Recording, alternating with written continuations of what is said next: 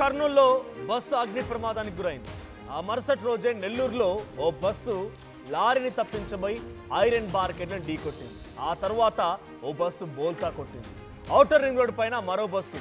ఇలా ఒకటి కాదు కాదు ప్రైవేట్ ట్రావెల్స్ యజమాన్యాల నిర్లక్ష్యపు ధోరణి ఎంతటికి దారితీస్తోందంటే పదుల సంఖ్యలో ప్రాణాలు పోతున్నాయి.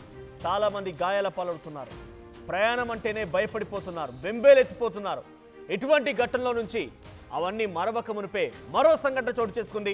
మరో ప్రైవేట్ ట్రావెల్స్ బస్సు ఇప్పుడు ఒక ప్రమాదానికి గురైంది. ప్రకాశం జిల్లాలో ఈ ఘటన చోటు చేసుకుంది. ప్రకాశం జిల్లాలో కోమటికుంట సమీపంలోని రాయల్ ఓయేజ్ ట్రావెల్స్ బస్సు అదుపు తప్పింది. అదుపు తప్పిన బస్సు ఎదురుగా వస్తున్నటువంటి ఆర్టీసీ బస్సును తప్పించబోయి పొలాల్లోకి దూసుకువెళ్ళింది. అయితే బస్సు డ్రైవర్ సడన్ గా బ్రేక్ వేయడంతో పెద్ద ప్రమాదం తప్పింది. ప్రమాదంతో ఒక్కసారిగా ప్రయాణికులంతా ఉలిక్కిపడ్డారు. మార్కాపురం నుంచి బెంగళూరు వైపుగా వెళ్తున్నటువంటి సమయంలో ఈ ఘటన చోటు చేసుకుంది. వరుస బస్సు ప్రమాదాలతో జనాల్లో భయం నెలకొంది, హై టెన్షన్ నెలకొంది. ప్రయాణం అంటేనే బెంబేలెత్తిపోతున్నారు, గుండెలపై చేయి వేసుకుంటున్నారు, అమ్మో అన్నట్టుగా భయపడిపోతున్నారు.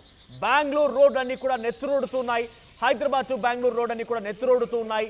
శివాల పేటికలుగా ఈ ప్రైవేట్ బస్సులన్నీ కూడా మారిపోతూ ఉన్నాయి.